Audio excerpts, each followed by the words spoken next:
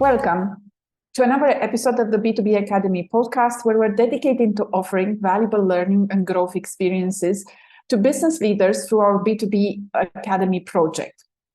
Now, today we have a special guest. Simon took time of his busy schedule to share some insights into storytelling, LinkedIn strategies, understanding different customer personas. And it's fascinating to learn that Simon actually has a background in film and story development. So he's not just any marketer up there, and his company Storylooks is positioned to transform businesses for business coaches, but for other high ticket and long sales cycle businesses. Simon provided a wealth of practical tips and examples on how listeners can apply and enhance their own consulting practice with human emotion content that they can provide directly via LinkedIn. I think the strategies that Simon outlined, like using podcasts as an outbound tool, and how the LinkedIn algorithm works so that your posts appear in the first ones on top of everything else. These are some of the highlights that make this episode really special and valuable. So let's hear what Simon has to say. Hi, Simon. It's great to have you here. For our listeners that might not be familiar with Storylooks, could you give us maybe a bit of introduction about yourself, about your background? Talking about Storylooks, what we do in a nutshell is we do LinkedIn strategy, ghostwriting, and consulting for smaller companies, meaning we work with a marketing team. We develop a LinkedIn strategy, we develop a content strategy for the posting, and we give a strategy how you can build business, generate leads from LinkedIn. Amazing. I think that's on high demand right now. But before we dive into like a ton of topics and questions I want to ask you today, what drove you? Like, I know you're the entrepreneur behind it, and I know probably there was some pain or something that led you to the business idea. Well, with this particular one, it honestly came organically. We worked with a lot of business coaches, and we did cold email marketing for business coaches. And we generated the lists for the cold email campaigns from LinkedIn because it's an amazing tool to identify good targets. So we used that, and we would source the emails from another source, but we could identify the right person for what we had to offer with a business coach. And over time, we realized that LinkedIn is an amazing platform for content, and especially over the past 2, 3, 4, 5 years, the old resume platform has changed into a social media platform. And so we started publishing posts, and those posts really get a lot of traction sometimes if they're written well.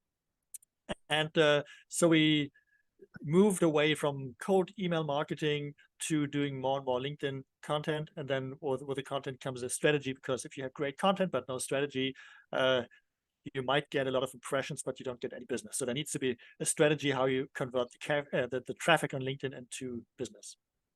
That's amazing. Thanks for sharing that. Actually, this is very interesting. When I started NNC services almost like more than 16 years, almost 17 years ago, the first client was through LinkedIn.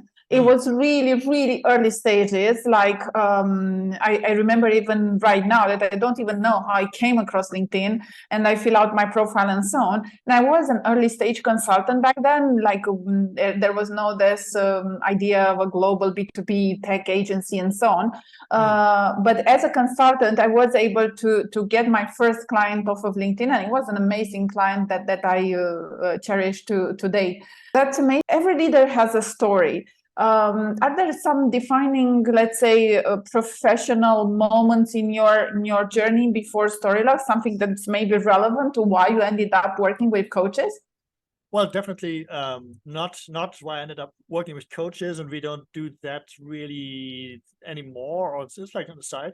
But I would say defining moments were when I went to film school in Los Angeles and got into the whole thing of story development, which at the time, like 20 years ago, wasn't a thing you would do in Europe. And so I ended up there more by accident in the Department of Storytelling and discovered the whole world and science of story development. And I worked in that field for like, I don't know, like 3, 4, 5 years full time before starting another business adjacent to the film industry. But the tools and the skills that I learned as a story analyst, analyzing film scripts, understanding stories, understanding character, is a thing that stayed with me. And it's a thing that still informs what I do today with marketing. Because I see in marketing, if you have a good story to tell that people like to engage with, you have won in the marketing game when it gets to getting attention. Oh wow, you actually hit the nail on the head, and I didn't know that about you, that you have like this amazing background. I think that it's amazing that you're at this intersection between, you know, the movie industry, which is the ultimate marketing factory, and this sort of a high ticket B2B, or not just B2B, because I know you work generally with high ticket, not necessarily B2B, but the high ticket that requires so much engagement and emotion, and you know, it requires some human, let's say, driven content.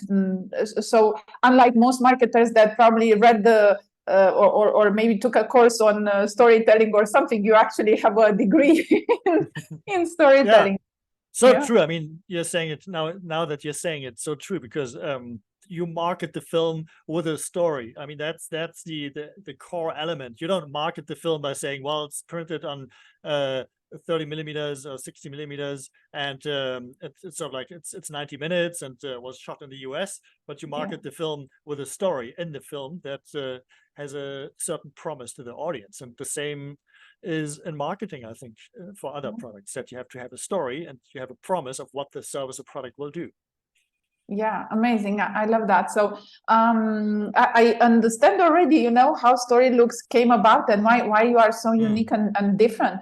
But for our audience, run us through a bit of the, you know, because I know you work in this high ticket, long sales cycles and so on. And I know that traditional lead generation techniques do not work anymore. I know that because, you know, we also have clients in the B2B tech space, and just emailing, you know, mass of people with the same message, that really doesn't work. So what have you found, let's say, with your experience, that actually works? Do you see this, first of all? Is it still not working for you, or? Well, I think the question, what works and what doesn't work, really depends very much on the context and what we do. And so I think cold email still works in certain industries, but there are a couple of factors that come into play. And I think cold email can still work if we are trying to sell something to somebody who needs that thing continuously. And if I can identify a person in a company that is responsible to buying this thing, sending them a cold email probably might work quite well, because it's their job to look for this and sort of they're waiting for that. But in the other extreme, let's talk about business coaches, which is a segment that we've worked with. We have to understand that a business owner always needs the service of the business coach, because it can always make your company better. But unless the business owner has a current and concrete pain point that he wants to fix, you can hammer them with cold emails and they're not willing to speak with a business coach because there's no need on their side, or they don't see the need. So with business coaches, it's a high price point, long sales cycle service that they offer. And mostly it's based on trust. If I don't trust my business coach, if I don't like that guy, I'm not going to hire them. And a cold email is a very minimalistic sales tool to convey who I am and whether I'm worthy, or whether I'm interesting to talk to. So we not only have this timing issue with business coaches and high price point services, but we also have this do I like this person problem. And so what we found, cold email doesn't work well if it's a high price point, long sales cycle, trust-based service that we want to sell. And we've developed other ways around that. In our case, relying on LinkedIn, content on LinkedIn, because it's personality based, and you can create a lot of touch points with your ideal client persona. And that's something that we've developed over the past 3, 4, 5 years, and it works nicely. Really nice. So when you say, do you refer that you've developed like a process, or do you also use tools? What's the methodology? Yeah. So when we look at LinkedIn, we basically see a number of possible strategies, and so the most notorious, I think, is sending LinkedIn connection requests and then coming with a sales pitch. Nobody likes that, and I don't think it really works well, but it's sort of what a lot of people do. Another one that works nicely is to just have good content on LinkedIn. I mean, there are people who have massive engagement, thousands of followers and dozens and hundreds of likes and posts, engagements, comments on their posts, which is an indication of they manage to mesmerize their audience. And if they mesmerize the right audience, then they can place a call to action, buy from me, which then probably will work because people are listening. So good content is one. And another one that is sort of my favorite one, or also works nicely, is if you know who you want to sell to, you can have great content on your profile, but then you can also send connection requests, but without a sales pitch. And what will happen if you do that and you have great content and you don't come with a sales pitch?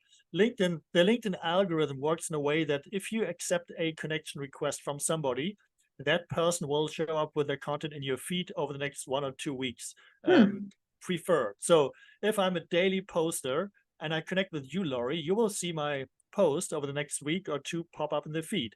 If what I write is of relevance to you, you probably will click the see more button on the text.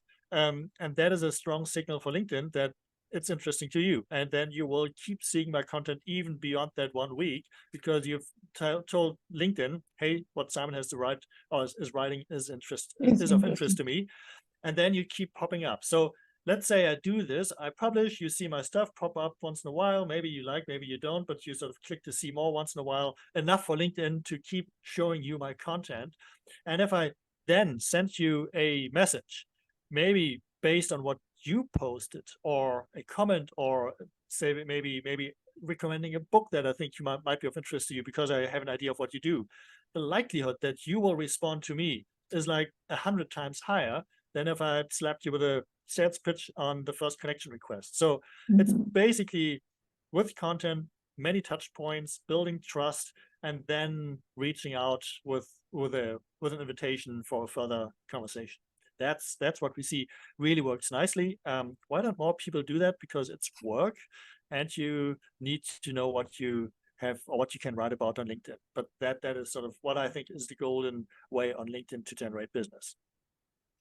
So you've already shared some very interesting strategies. I didn't even knew that there's a certain time that expires after we connect, when you don't see my feed any longer, or let's say it's not prioritized in your feed. I also noticed I have on LinkedIn, I have about 20,000 followers. And I also noticed, very interesting, that sometimes some posts are really, really, appreciated and liked and so on. And sometimes it's, even when I think, this is so interesting, why doesn't everyone like it? I see that people going stealth, not necessarily a lot of traction. Also, there's I think we're going to have another podcast just to ask you about the whole LinkedIn dynamics. But absolutely, what I'd love to understand right now is, so for let's say this case, business coaches, since you mentioned, and they're just an example of companies you could serve. How does storytelling works for a business coach, right? Let's say you can take me as a guinea pig, or it doesn't matter, but I'm also a business coach. So how does this work for me in real case scenario? Yeah. So high level, I think the first thing that we have to understand with a business coach is nobody's going to hire you because you can prove that you're better. It's impossible. How are you going to compare scaling up and EOS and Pinnacle and all these frameworks? Because me as a business owner who has a problem, I don't know. It's like, so the only thing that is left to me is to rely on whether I like you or I don't like you. And that liking is helped if you tell stories that make you as a person tangible. Stories at its core are values that we share or that we don't support. So a story is basically always made up of something that I'm for because I like that, and something that I'm against, so I'm opposing that. And these are basically values. So we have this polarity of these two things, what I'm for and what I'm against. And if I'm clear with that, then other people understand whether they like me or not. The best way to do this is by sharing a story, because a story essentially is a transformation, to make it sound fancy, of a conflict. So I have a conflict, I have to deal with that. And the way I deal with this conflict and the nature of the conflict basically expresses the values that I have. Everybody deals differently with situations. The way how I deal with a situation is unique to me, and that is informed by the values that I have. So if a business coach shares stories of what he's experienced probably in his work life that made him or her become a business coach, that gives me as the reader a very good idea of whether I like that guy and whether I identify with the guy, because we also always try to find people that are similar to us with their experiences, because we trust them more. So let's say I'm in the automotive industry and I read posts from a business coach who's been in the automotive industry, the likelihood that I like that guy more is much, much higher, because I can relate to that guy. And so stories are a great vehicle to convey these values, and they're a great way to convey emotions that are engaging. And that's basically the core and secret of storytelling in business. Okay, I see. And it's very interesting. So let's say people don't necessarily connect with the figure of authority, whomever says I have more education, or I have 20 plus years of experience, or I do this and that. But people actually connect with someone that can tell let's say relatable story, right? Someone that can share a pain that they went through, similar with the audience, and the audience would react in a way, or not necessarily a pain, maybe it's an opportunity, maybe it's something else. But it's interesting that it works in business, right? Yeah, it's always, so I wouldn't say the 20 years of experience don't count, but it's the second step. And to stay with the business coaches, what we see is that once I know that I like that guy because I saw his content, I then need a justification why I hire John over Jack. And the justification can't be, I like Jack better because he plays golf. So I have to make up a reason. Very often that is then, well, he has 20 years of experience, Jack only has 17 years. And so it's sort of retrospect. There's a phenomenon in psychology that illustrates it, but we fabricate explanations and reasons for decisions that we already took to justify them on a rational level. And especially in business, I can't tell my board that I hired this business coach because he likes golf. And like, are you crazy?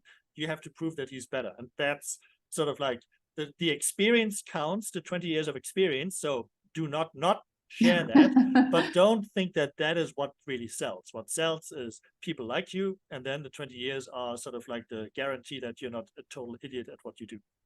And run me a bit through your process. So how do you do that? Because we skipped, like it's amazing what you share, but we skipped a bit this step. So do you have a certain framework or methodology, or do you have tools that you're using, or is it just, the amazing person that you have and in your team? What's the secret sauce?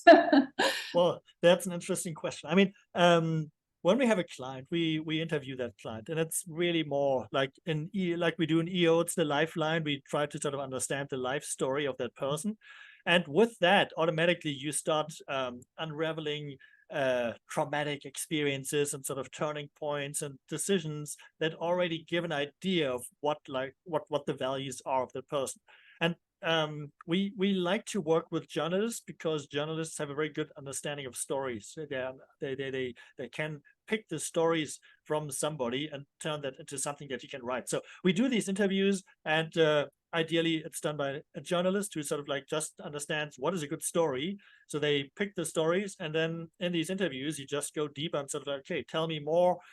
When you were fired from this job, what happened? And then sort of we can pull these stories from these interviews. So that is the interview side. And then the other side that we need to understand is what are the the fears, the frustrations, the goals, and the aspirations, the FFTAs, the famous ones, of the target audience. And if we then see, okay, a frustration from the target audience could be, and I'm looking at the list here that I just had from a call, is fear of leading a new team. If that is a fear that my target audience has, and I do this interview with my client, and he shares an experience where he talks about this fear that he maybe had 20 years ago when he was promoted into a new role. That's a great story that we can use from this client of ours to capture, write it, and publish it for him or her, because that is what his audience wants to read. So we look at what are the stories that potentially work with the target audience, and we do the interviews and try to find these stories in the bio from that person, and then we write these stories. And past writing, what do you do? Because, you know, I see today it's and with AI and so on, it's not that difficult to let's say come up with content. Of course that you need people like yourself to come up with good content, and there's a difference between content and good content. I just saw a LinkedIn post from you that was talking about this, but I think that also if you have a good story but no audience, that is an issue. So how do you make the story visible to the audience? I'm not quite sure I understand the question. So let's say you write this amazing story for your client. How do you make sure that his clients, his audience sees the story? How do you publicize the story? On LinkedIn. On LinkedIn. Yeah. Okay. On LinkedIn. Well, on LinkedIn, I trust the algorithm because I know the algorithm works when the content is good. I mean, there are certain things to the algorithm, but we can go into this maybe on the other episode. Yeah, for sure. But give us like a brief. So what's specific to the algorithm that picks up on good stories, let's say? So I think there are two sides. Just at a high level, I mean, there's a way how LinkedIn measures the resonance that a post gets by looking at who engages in the first 30 minutes, and then sort of they expand the audience that is shown this post according to this first feedback. Then and you can work with that to a certain degree. If you understand that, you can write around that. The other thing also is that LinkedIn is also getting smarter. I mean, they're part of Microsoft. Microsoft, I think, has a share in OpenAI or something. Yeah. So you can be pretty sure that they understand the sentiment of a post. They understand the background of a person that wrote that post, and they understand the background of the person that is commenting on that post. So say you are a business coach, you write about a business topic, and a business owner comments on that post. That comment will have more weight than if a intern, first year graduate from university comments on that post, because LinkedIn understands sort of the relevance of that person in relation to the topic of the post and the person. So there's a lot of, I mean, technicalities, and it's very complex. Yeah, I think in the end it's not complex, because the same with SEO. What Google tries to do with the SEO, with the Google algorithm is to show people who search for something the most relevant result. They're not trying to show the one that brings the most money. Some people say maybe with the ads, but in the end, they're guided by this notion that if we manage to show the best information for a specific question, then we as a company win. And the same is on LinkedIn. If LinkedIn manages to show you the piece of content that you find most interesting, then LinkedIn wins, you win, and the publisher, the author of the post wins. So what we should be aiming for when we write on LinkedIn is to write for information, for inspiration, for quality, because that is what people will appreciate. And then your reach will automatically grow. And we can see this with posts. I mean, the typical post that fails is the announcement post. Hey, I just got promoted to this new role, or hey, I'm doing this webinar, or that is promotion, that is advertisement, and nobody is interested in that. But we are interested in learning something. We're interested in emotions. We're interested in stories. And if we can convey that in posts, the posts will do automatically well. Yeah, really interesting. So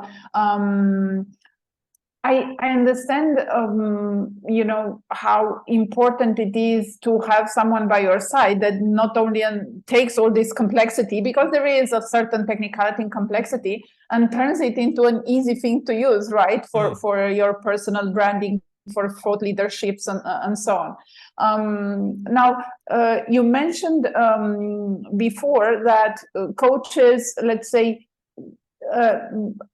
the relationship between a client and a coach is based on trust. Now, I don't think trust can be built just from an email or just from a LinkedIn post, or I think it's a process, right? It's a long-term process. What about the timing? What's specific about the timing of building story, let's say? So yes, totally agree. It's hard to build trust with an email. It's a bit easier with LinkedIn. But it's a process. And I think the step that we want to achieve with LinkedIn is to build just enough trust to get into a conversation. Probably that conversation is first a chat on LinkedIn, on a messaging platform. In our case, it could be something, hey, thank you for the nice comment that you left on my post, really appreciate the feedback, blah, blah, blah, blah. That is a further step. And then the next step is to get on a call at one point, to have a conversation. And I think that is always and will remain the most crucial point, because as humans, we need to see a human face. We need to have the interaction to get this gut sense of, I really like this person and I really trust him or her with whatever he or she does. And so I think none of these channels is going to replace the personal interaction, be it on Zoom or in person. But that, I think, is still the ultimate litmus test for whether I'm happy to proceed with a business engagement. The other thing that I think is something that can be frustrating, but is if the other person isn't ready to buy, we can hammer them as hard as we want. They're not going to buy, because if they're not ready, there's no point. I mean, we can like sort of maybe raise the problem awareness, but I think a lot of marketing is a futile effort, because people are trying to sell to somebody who is not yet ready to buy, because the problem is not that big. And then I think with cold email, it is the clearest. I mean, you can send 100 cold emails to a person. If the person does not have that problem, he or she is not going to buy from you. So I think this timing thing is hugely important, and understanding when is the right time for somebody to engage, and when is just maybe a good time to say hello, but to not take any further actions. And how do you do that? How do you determine that? When is the time to move to a meeting, or when is the time to just stand by? Well, talking about, for me personally, I can't really say, but people message me and say, hey, can we talk? Or can you give me a analysis of my profile, which I'm happy to do. It usually gives a lot of value to the recipient of the profile. Takes me 20 minutes. I do sort of a quick analysis. I say everything that I see and what could be improved.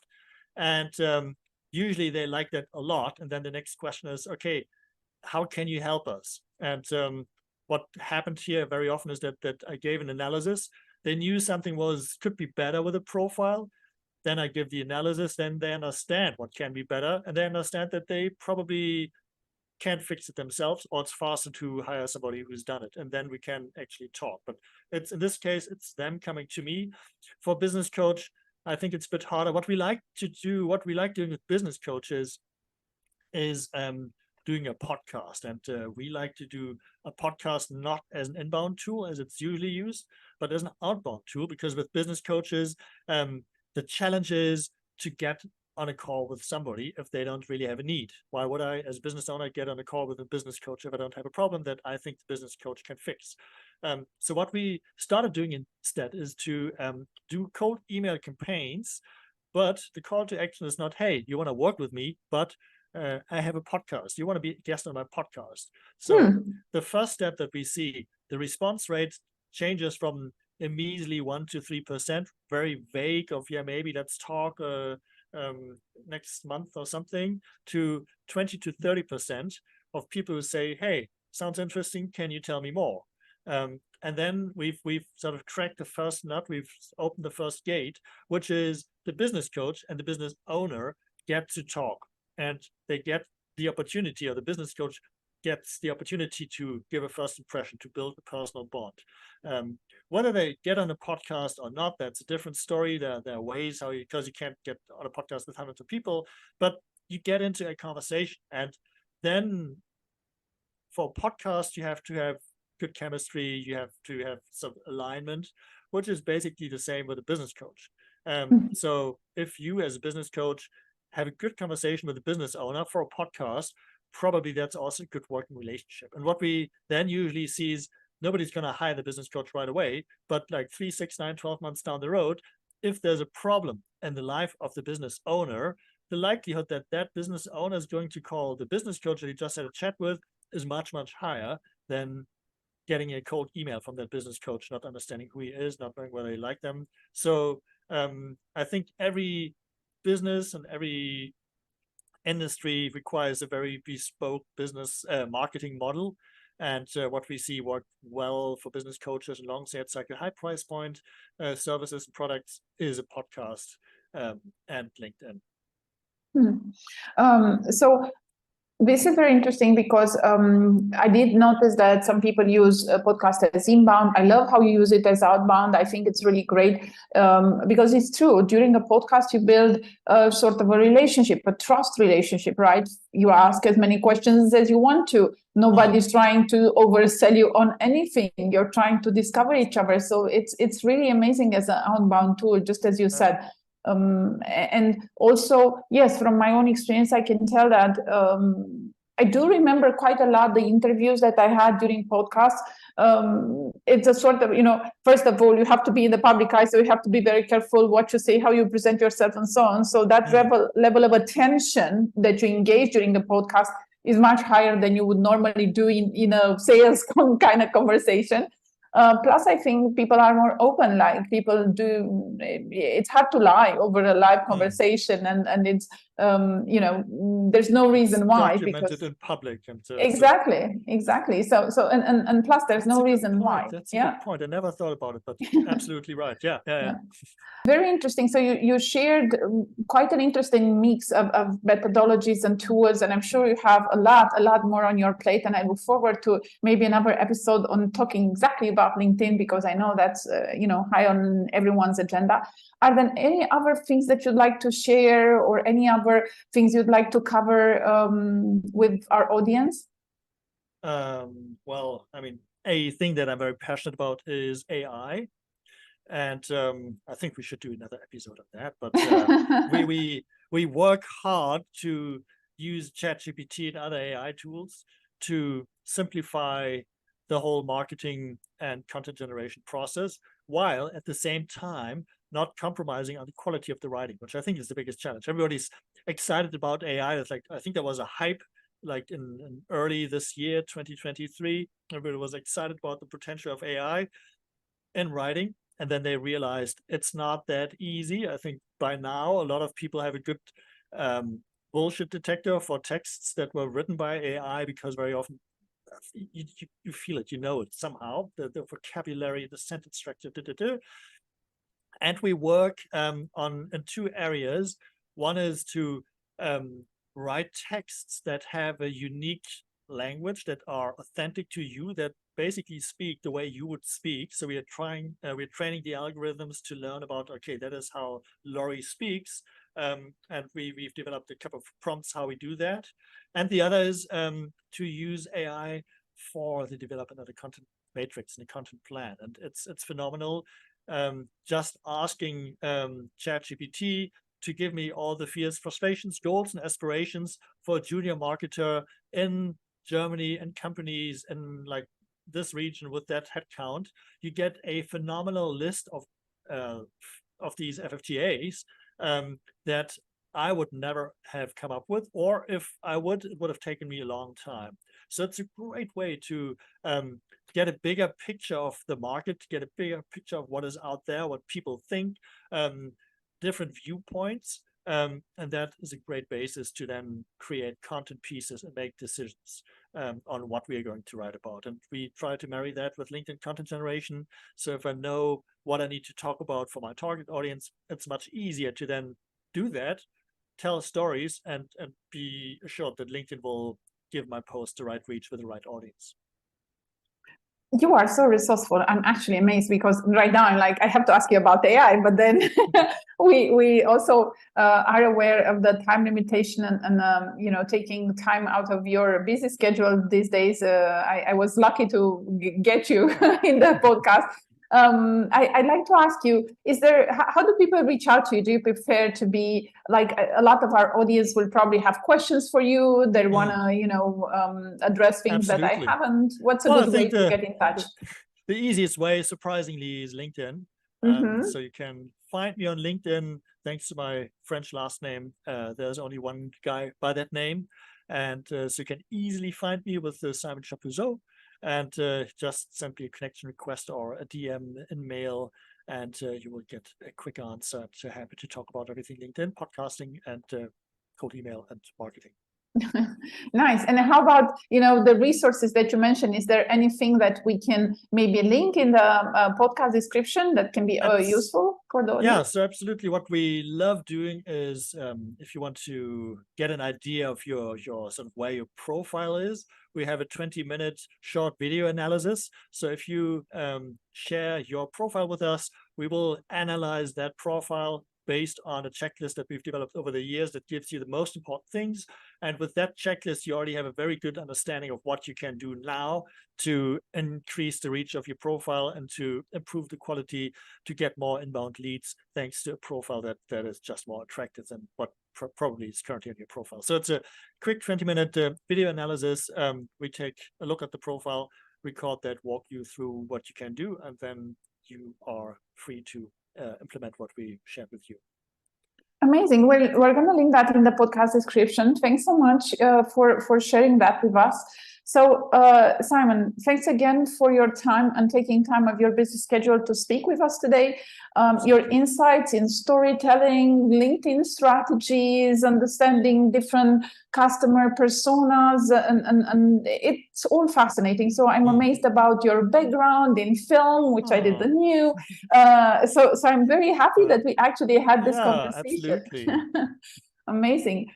Thanks so much. We look forward to having you as a guest again. And I will leave the links behind so everyone can contact you. Fantastic. Thank you. It was a great pleasure to be in the show with you. Great. Thank you.